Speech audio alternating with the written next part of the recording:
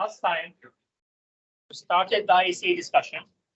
We spent half of the lecture reviewing the performance thing, then trying to understand each layer of our stack. How does this impact the terms we had in our performance equation, right?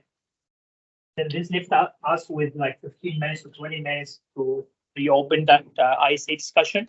And then in this lecture, we're going to continue it. As I was saying earlier, the purpose of this lecture is not really to cover all the ISA discussion in detail.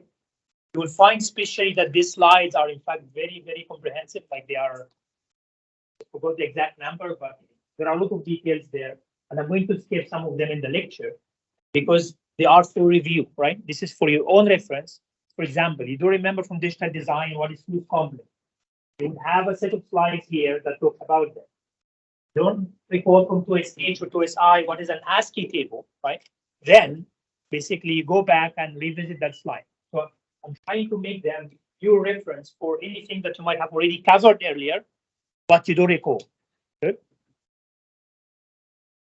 So we said also last lecture that we're going to use MEPS, which is one of the risk instruction sets for our examples.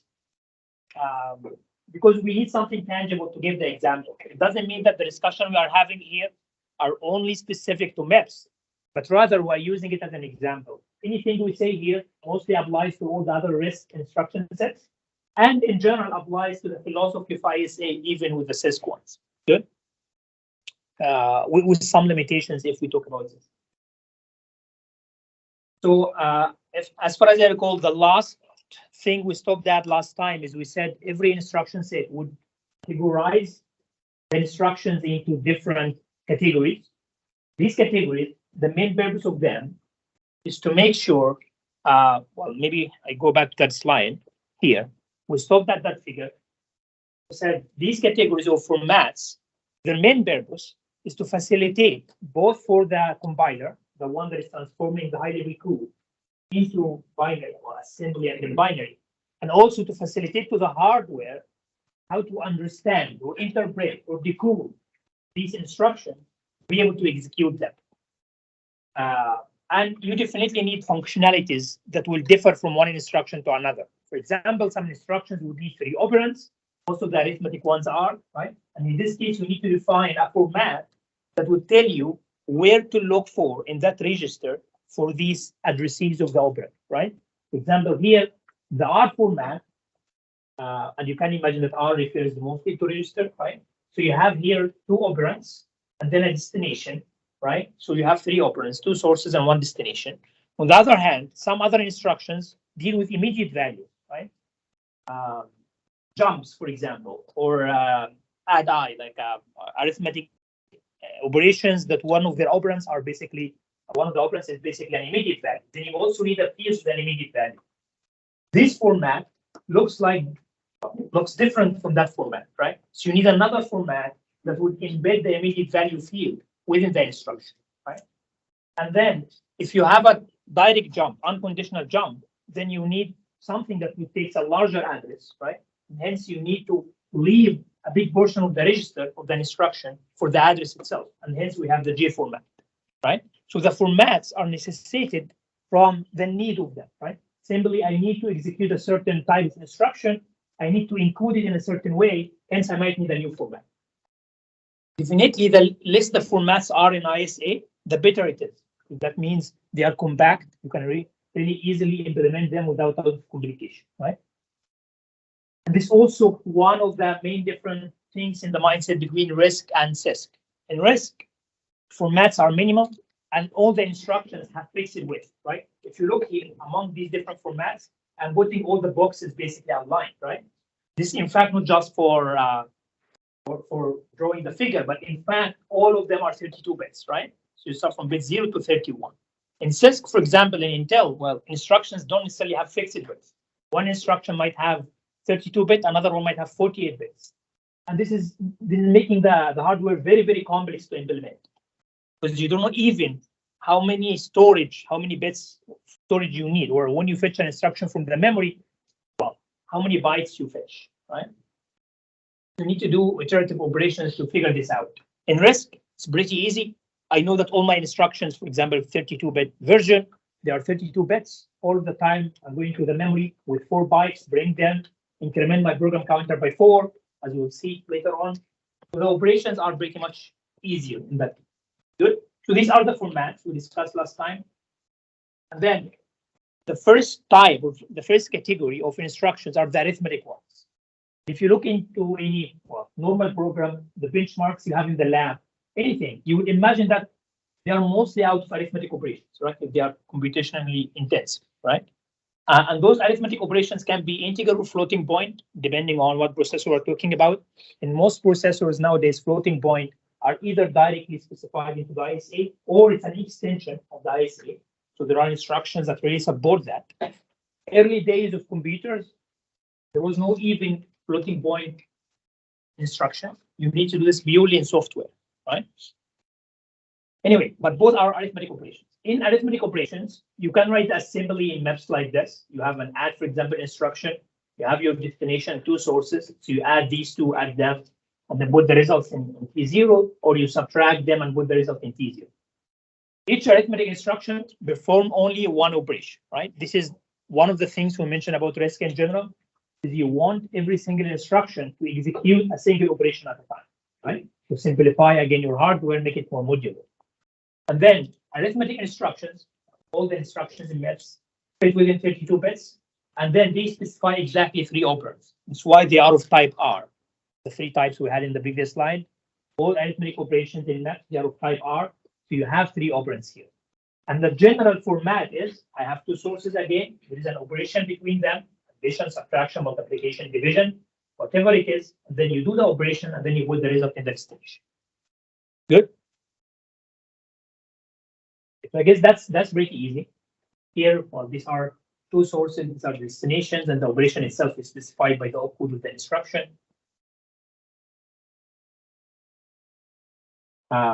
In the assembly itself, operand order is fixed. You always put the destination first. Well, this is something that's called model change between one IC and another. Sometimes they put the destination in the assembly at the beginning, sometimes at the end.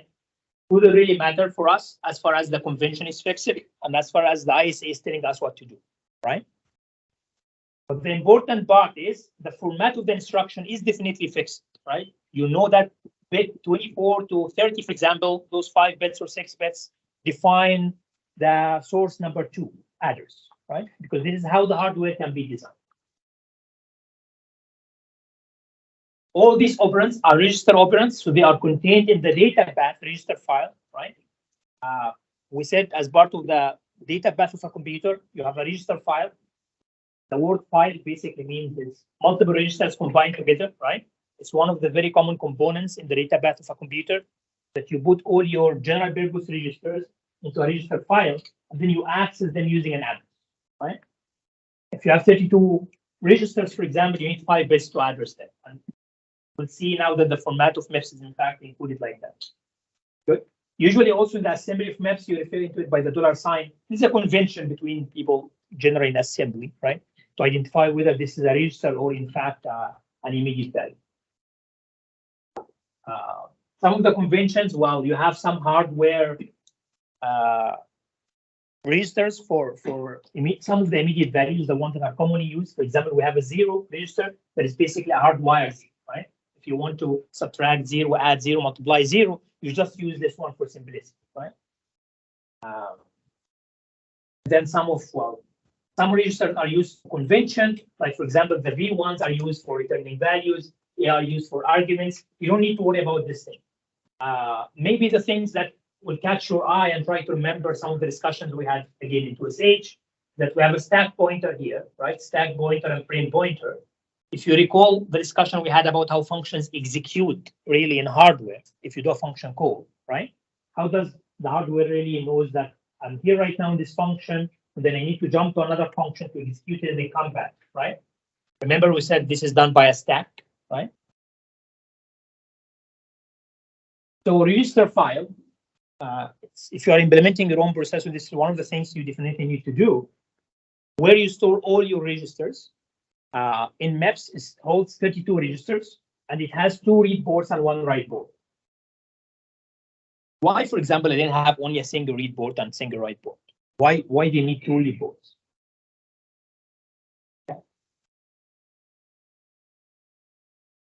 Yep. In fact, most of the arithmetic instructions in the previous slide are just like this, right? We need two operands, like I need to add two registers and store into one, right? That's why most of the time you would find you have two read boards, but only one write board, because almost all instructions write to one register maximum at one time. And boards are expensive. In fact, boards are one of the most expensive in terms of area, right? In terms of cost of the chip.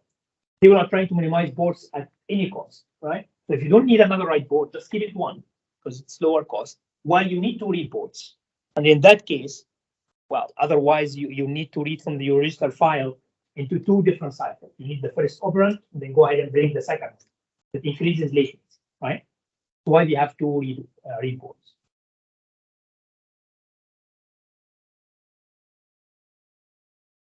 Okay, so why 5 bits here? 5 bits because you have 32 locations. You need 5 bits to encode them, right? And those five bits are going to be the address of your sources and destination in your instruction format, right? So what you need to execute an add is you need to know these 5 bits, that 2 5 bits for the sources and 1 5 bits for the destination, in addition to the opcode of the instruction. This is really what resembles the bits of the add instruction in the binary code, right? It has the opcode that is representing it's an add, and then it has the sources and destination addresses in the register file. So register in general, why do we need a register file? One question could be, for example, why don't bring everything from the cache or the memory, right? Registers are very fast compared to caches even, and compared to DRAMs definitely. Because of the technology, because they are minimal. So if you have only 32, you need only 5 bits to. So the searching, accessing a particular register is very fast because few locations, right? Compare this, for example, to even a cache, which is 32 kilobytes, 64 kilobytes. So you need the searching time for a particular location takes time, and gigabytes of DRAM takes way more time. To give you a taste of the difference in latencies, usually the register file acts as a single cycle, almost in all processors, while DRAM acts sometimes 200 cycles. So it's 200x difference in terms of latency for accessing them. So it's very fast compared to main memory.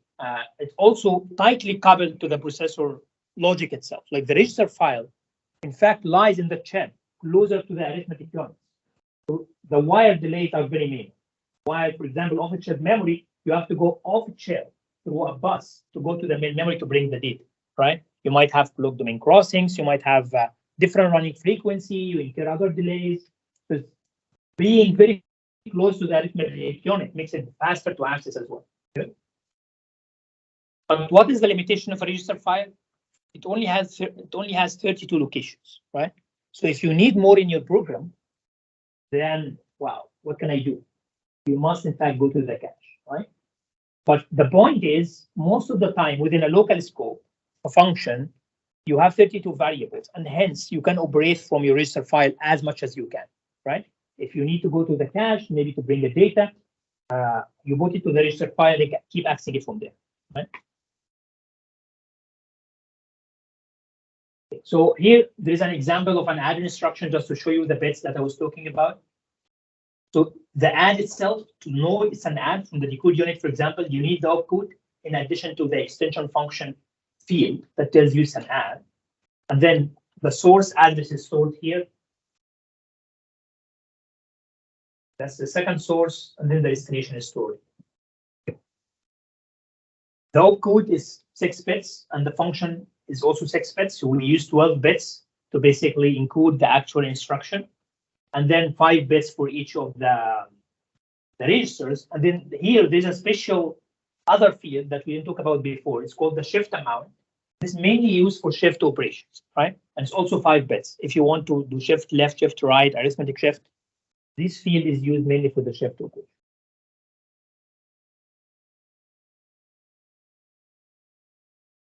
For memory address operations, we also said one of the philosophies of RISC in general is you don't allow any instruction to go to the memory.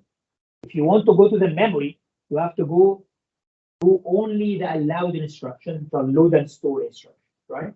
So we said this is In opposite to, for example, Intel or CISC in general, where any instruction can have any memory operand, right? So here I can only go to the memory through load, load and store instructions, load to bring something from the memory and store to store something there. The general format of a load instruction is here, it's a load word. You load something from a particular address and then you store it in a register. How to define that address? Well, simply here it's composed of a register and an offset, right? So to calculate the actual address, you go to that address register. Well, I'm saying address register because in the actual instruction format, you're having 5 bits to represent that register, right? But this register will hold a value. You read it from the register file, then add 4 into it. This is your offset. Add an immediate value 4. This constitutes your actual address that you need to go to the memory with to bring the value from there and store it in here. This means one thing. This means, in fact, the load operation might necessitate an add operation, right? Because this offset adding thing is actually an add operation, right? So if you don't have a special adder for your load instruction, you would need, in fact, to use the ALU, right, to do the addition and then do the memory operation. Good. Some other processors add a YONF, special adder that is only for adding the offset of the load to accelerate the load operation, right? For the store, it's exact same format, except that in fact the data flow goes the other way around. Like for the load, you bring the data from here, from the memory, you put it in the register. So it's a memory to register direction. While for the store, you basically put it from the register into the memory because you store to the memory. So it goes from the register to the memory. Yeah.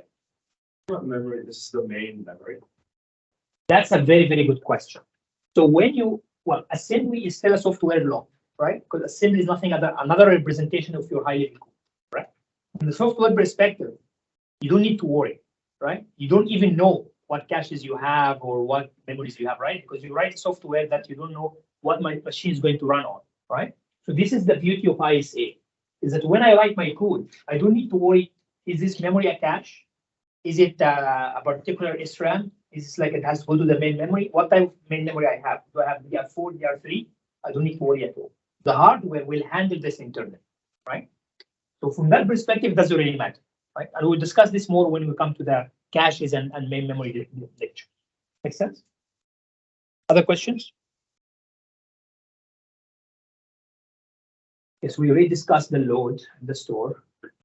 The memory address, which is a 32-bit address, is formed by adding the content to the offset, as we discussed here. So now, to be able to include this in the instruction format, we need to, right now, we need an offset, we need a source register, and we need a destination register, correct? The same thing here, I need an offset, I need a source register that simply gives me the address, but I also need another source register that gives me the data that I need to store. What is my destination register for that store?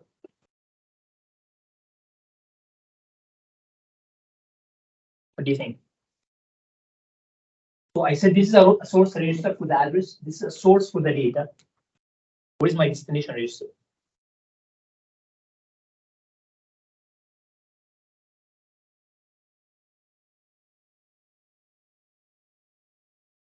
You guys were more engaging in previous stage. Yeah. So the source register plus the offset. Is this like a destination register? It's a destination, that's true. Is it a register? It's a memory address, right? So you add this to this, it's a memory address. So it's a destination memory location, right? But in a store, we don't have a destination register, right? Because I'm not writing to a register at there. I'm writing to the memory, right? So there is no destination register in the store. You need one for the load because you bring data from the memory to the register. So this is, it's an actual destination register. But here, the flow is from the register to the memory. So your final destination is the memory itself, right?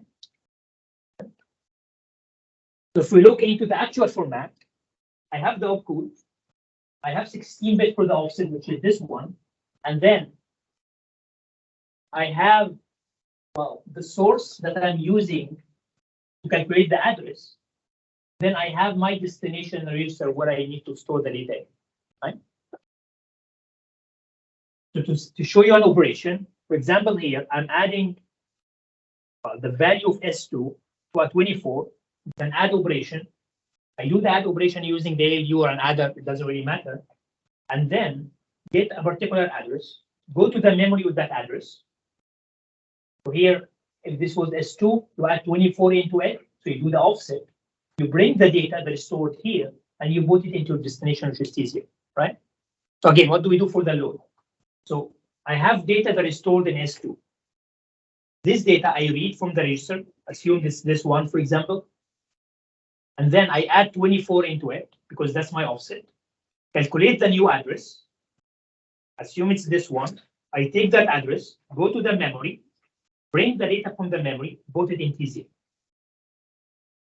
Make sense?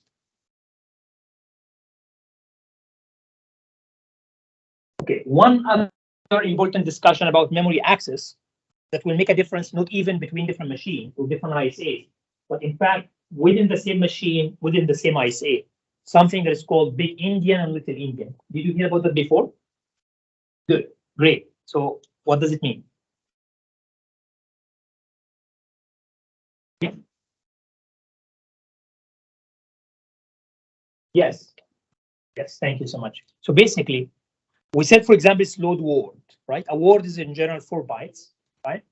So when I read those 4 bytes from the memory is byte addressable. If I go back to that view, every single address here is storing 1 byte, right? So how to interpret among these 4 bytes, what is my most significant versus what is my least significant, right? This is defined also by the ISA, where you can have a big, and there are flavors, in fact, within the ISA. For example, ARM, we have cores that are Big Endian and they have cores that are Little Endian, right? But then, if you are Big Endian, then your leftmost byte is why it's big, which is, well, your leftmost is what we interpret as the most significant, right? Is going to be simply your, your first byte you read, right? So you start reading from the most significant or from the leftmost, while Little Endian, your rightmost is in fact the one that you start reading from, right? Here it gives you examples that Intel, for example, is Little Endian. In general, MEPS, ARM are Big Endian unless otherwise specified, right? I guess I have an example in the slides here that shows two operations.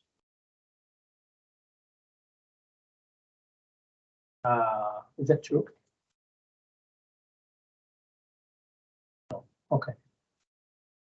So simply, assuming I'm reading something like this,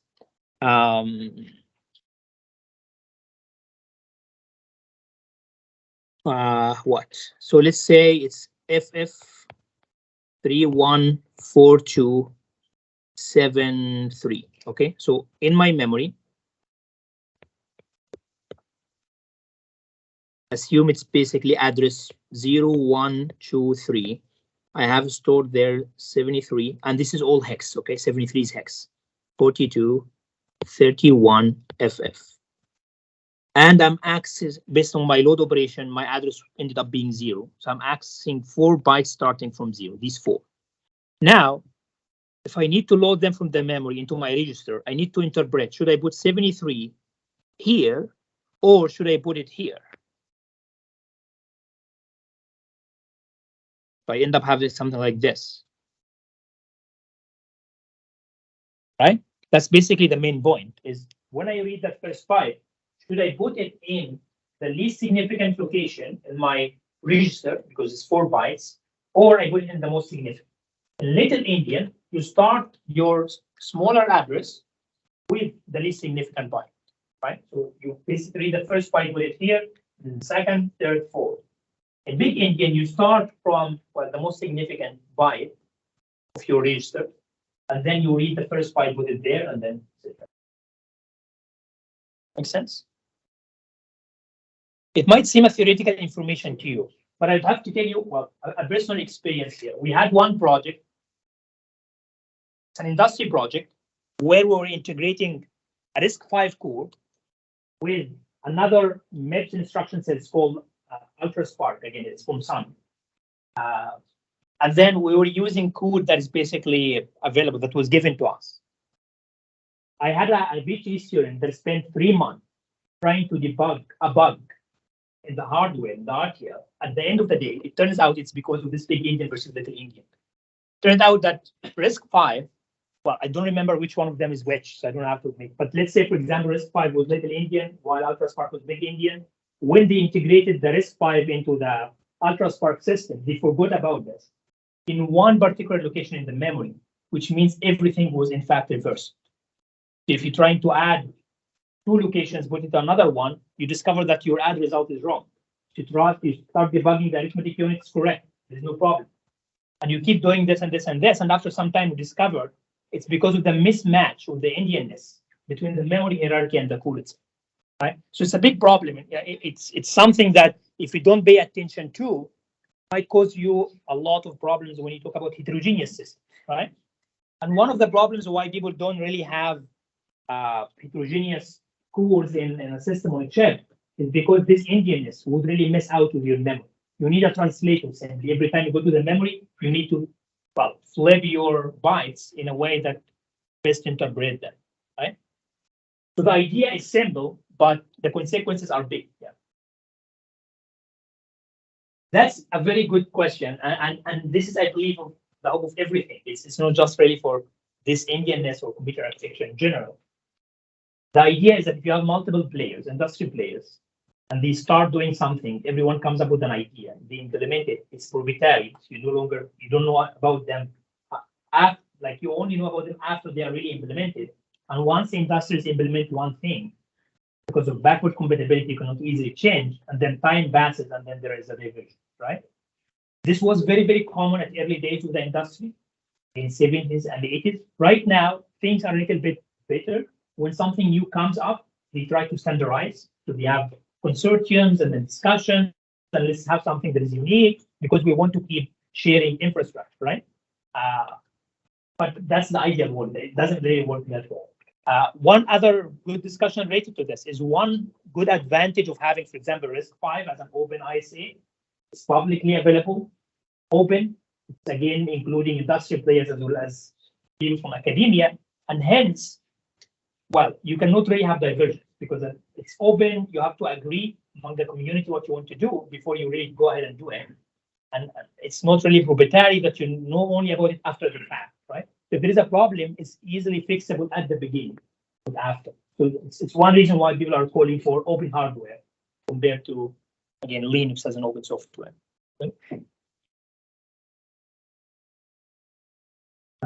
Okay, so another thing that is very common in most instruction sets, and it's particularly important, especially for embedded systems, is what if I don't want to load or store a complete word, but rather I want to store or load a single byte.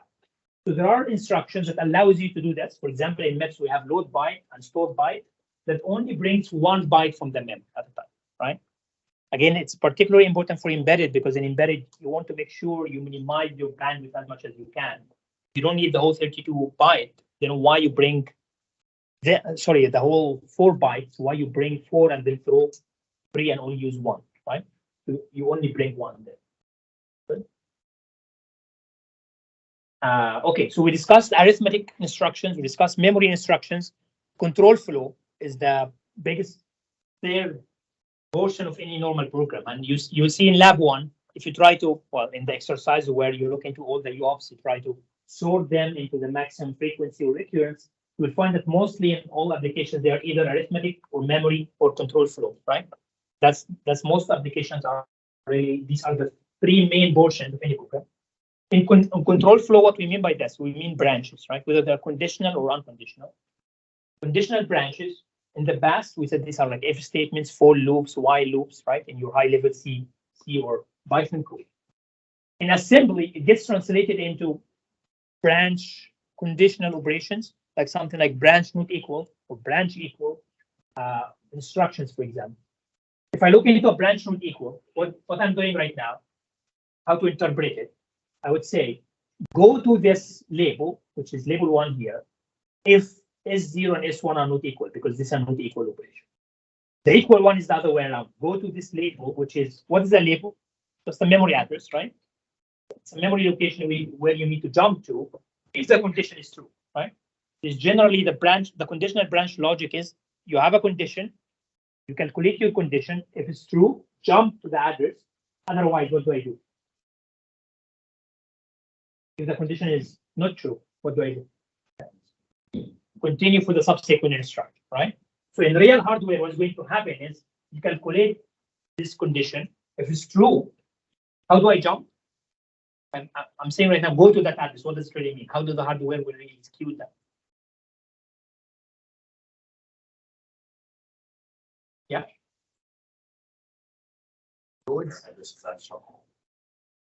Yeah, where? So the address is the program counter, exactly. Thank you. So basically, this label would hold the address that you want to go to, which is an address for another instruction.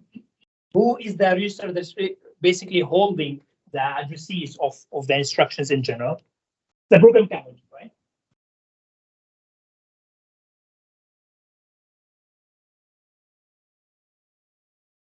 So if I want to jump to that label one, I would load the address of the label one into the program counter. If the condition is not true, then the program counter will get loaded by program counter +4, which is the subsequent instruction. Right? Again, why +4? Because our instructions are 32 bits. Right?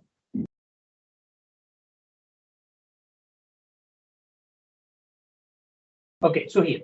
So there is a very important question related how we will architect ISAs for the branching. The question is, how is the branch destination address being specified? Simply, there are multiple ways that I can really specify that address. Like if I want to think about how I include the base of the instruction into my field, what do I do? Like to be able to get the address itself. Here I'm showing you one example, which is simply you already have the offset here where you put that label in, right? There's only 16-bit that has its own limitations that will come into it. But a general approach, if you don't have that offset, and in fact, if you want to keep your label to be 32 bits, I can use another register, right? So instead of defining a label here, which is an immediate value, I can really write another register, right? Say, for example, S2. And the interpretation of this instruction would be compare S0 and S1. If they are not equal, go to S2, bring the address, and jump into that location, right?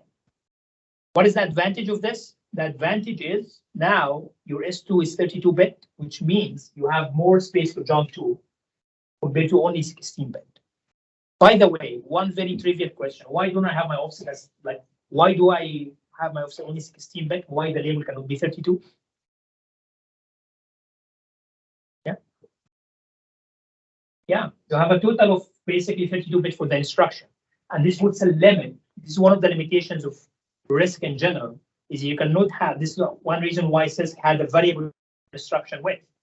Right now, if you have a total 32-bit for instructions, when you have immediate values or offset addresses, you are limited to only small subset of this, right? I cannot jump to my full address space, right?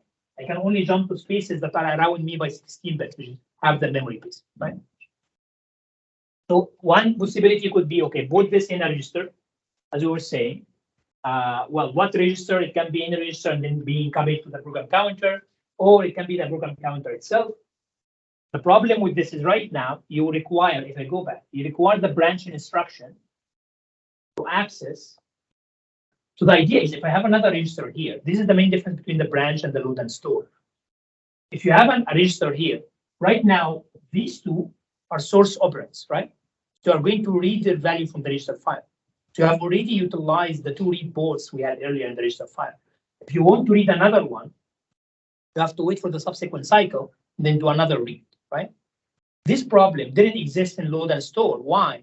Because you didn't really need to read two operands, right? For the load, you have one for the address, you have one for the actual data, and you are done. You don't need to read. For the store, you only need one, which is the address one. Make sense? So why, in fact, the idea of adding a register here didn't work for the branches. If you would add like 3 read ports, it's fine. But if you're going to add a single port only for the branch operations, it doesn't work.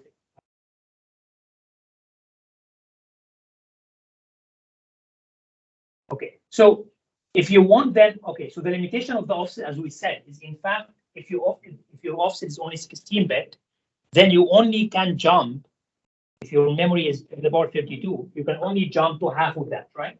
To the power 15, up and down, right? Because you can only put an offset there. Can you imagine a solution if I really want to jump to an address that is further than that? First of all, is there anyone that doesn't see the problem if I really add the offset as it's being designed right now? Like here, if I do it like this, which MAPLIFS is doing, adding an immediate offset included in the instruction itself. Do you see why I cannot really jump to any place in the memory?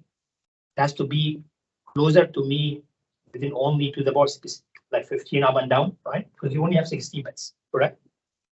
But in the reality, when I write my software, I was just telling your friend right now, I don't really care. I don't understand really what's happening. So I don't write my program to only quantify to or to be limited to jump into only these locations, right? In the reality, even in assembly or in C, you don't need, but you don't have access to the actual physical addresses. You don't have this notion of whether you want to jump or not, right? So something that is further than to the power 15 or closer to the power 15. Then assume someone give you a software program that in fact jumps more than to the power 15, a place where you cannot really include this directly here. What can I do to execute that code? Yeah. I guess I have an example here that shows you this. Yeah, here, okay. So if the branch is basically further away, you can translate your branch equal, for example, that label one, simply to two operations, an unconditional jump for branch and the branch itself. And then you flip the condition. Why this might work? If you look into the unconditional jump that we had earlier at the beginning here. This is the slide we started with.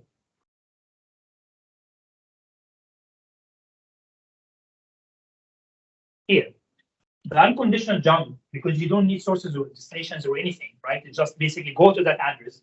It has, if I recall, it was 24 bits for the actual address, right? So it gives you more room for a jump. You can combine the unconditional jump with the conditional branch, basically jump to further addresses, right? So in that case, you will translate your B and E into a branch equal and the jump afterwards, right?